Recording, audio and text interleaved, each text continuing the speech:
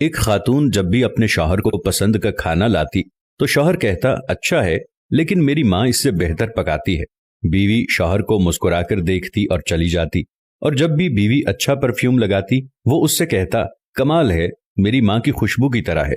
وہ مسکرا کر رہ جاتی، اور اس طرح اس خاتون نے ساری زندگی ایسے ہی الفاظ سن سن کر گزاری، ماں کرتی ہے، ماں کہتی ہے، ماں کا پرفیوم، ماں کا کھانا پکانا وغیرہ وغیرہ۔ بیوی ہر بار مسکرا کر رہ جاتی۔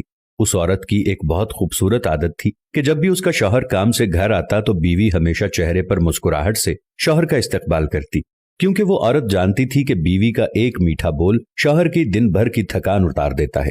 اس لیے وہ جب بھی اس کا خاوند گھر آتا وہ شکوے شکایت کی بجائے چہرے پر مسکراہٹ سے استقبال کرتی، کیونکہ وہ اپنی بیوی اور بچوں کی خاطر دن بھر خون پسینہ ایک کر کے آ رہا ہے۔ شادی کے 27 سال بعد ان کی والدہ کا انتقال ہو گیا۔ والدہ کی تدفین کے بعد شوہر اکیلا بیٹھا تھا۔ اس کی بیوی اس کی آزمائش میں اسے تسلی دینے لگی تو اس نے اس سے کہا، اب تمہارا کھانا پکانا میری ماں کے پکانے جیسا ہو گیا ہے، اور تمہاری باتیں میری ماں کی طرح ہیں، اور تمہاری ہنسی اور تمہاری خوشبو بھی میری ماں جیسی ہو گئی ہے۔ بیوی مسکرا کر بولی، وہ کیسے؟ تو شوہر نے کہا، میں نے تم سے 27 سال کی عمر میں شادی کی تھی اور ہماری شادی کو 10 سال ہو چکے ہیں، اب تم میری ماں جیسی سوچ رکھنے لگی ہو۔ بیوی کہنے لگی کہ آپ ریاضی کے پروفیسر ہیں، پھر بھی آپ کا حساب غلط ہے۔ شوہر نے کہا، وہ کیسے؟ بیوی کہنے لگی، میں جب تک زندہ ہوں آپ کی ماں کے برابر نہیں بن سکتی، ان کے 34 سال دینا میرے 27 سال کے برابر نہیں ہو سکتے، اور جس کے قدموں کے نیچے جنت ہے میں ان کے برابر نہیں ہو سکتی۔ خاوند فرتے جذبات سے رو پڑا اور کہنے لگا، کیا تمہیں کبھی میری ماں سے تشبیہ دینے کی تکرار سے پریشانی نہیں ہوئی؟ میں ہر کام میں ماں کو یاد کرتا تھا، ان کی تعریف کرتا تھا جیسا کہ دوسری خواتین کرتی ہیں۔ اس نے کہا، نہیں، کبھی نہیں، بلکہ معاملہ اس کے برعکس ہے۔ خاوند نے کہا کہ وہ کون سی باتیں ہیں جو تم تمنا کرتی رہی اور میں تم سے پوچھ نہ سکا؟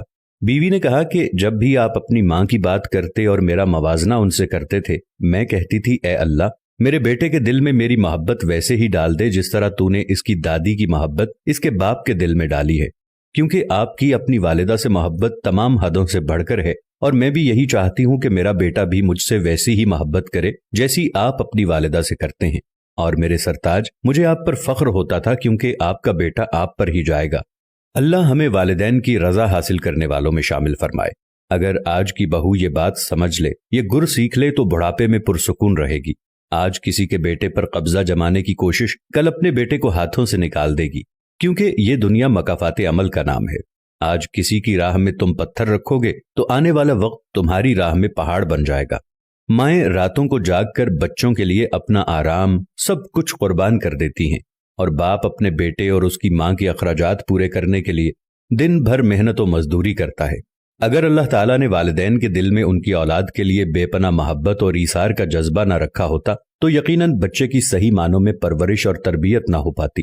اب اگر یہی بچہ بڑا ہو کے اپنے والدین کو بڑھاپے کی حالت میں بے یار و مددگار چھوڑ دے، ان کے ساتھ حسن سلوک سے پیش نہ آئے، ان کی گستاخی و بے ادبی کرے، تو اس سے زیادہ بے انصافی اور ظلم کیا ہو سکتا ہے؟